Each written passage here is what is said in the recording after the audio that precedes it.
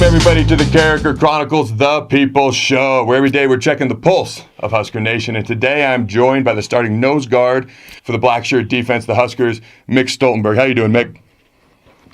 Doing great. How are you?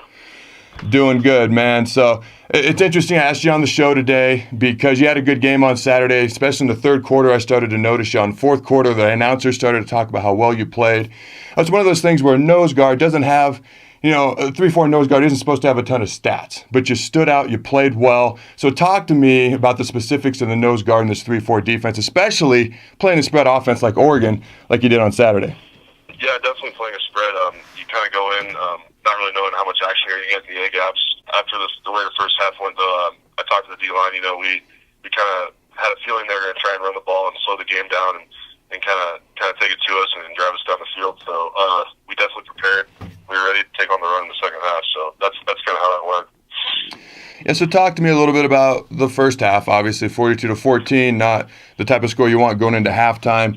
What were some of the adjustments at halftime, and what was that locker room like at halftime before you came out for the second half? The locker room, it definitely wasn't as down as you might imagine. We had a lot of guys kind of speaking up, trying to motivate the guys, getting ready to play in the second half.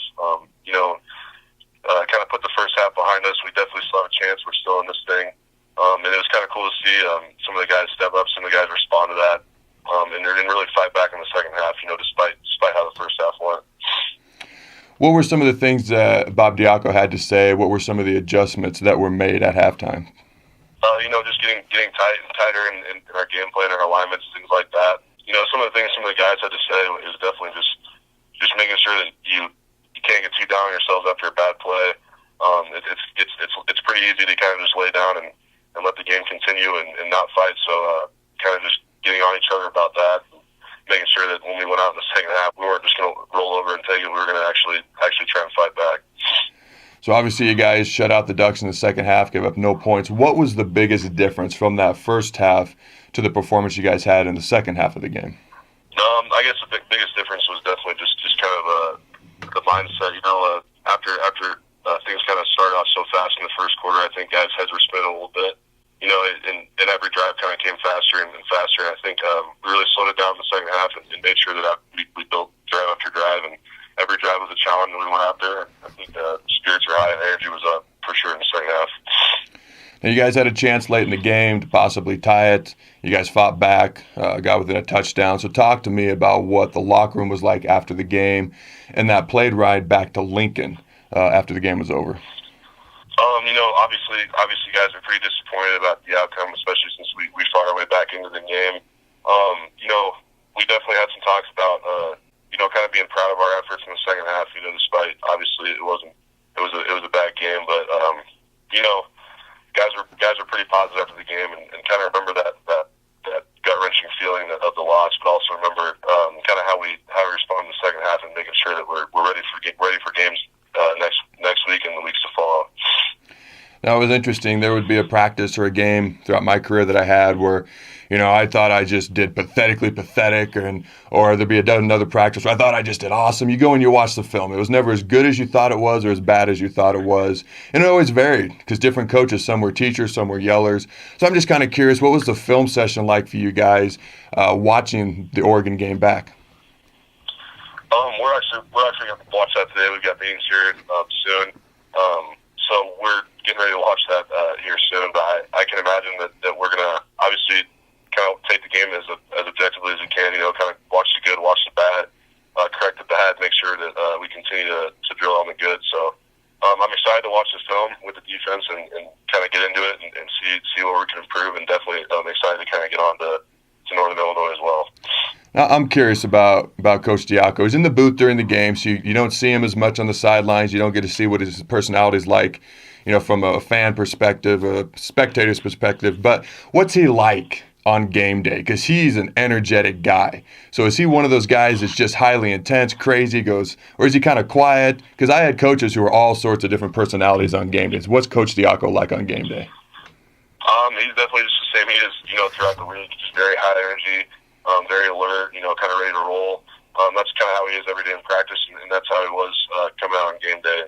yeah, obviously you don't get to see it as much of it when he's up in the boots, but seeing him before the game and stuff like that, kind of hearing some of the things he has to say, he's just always ready, always high energy.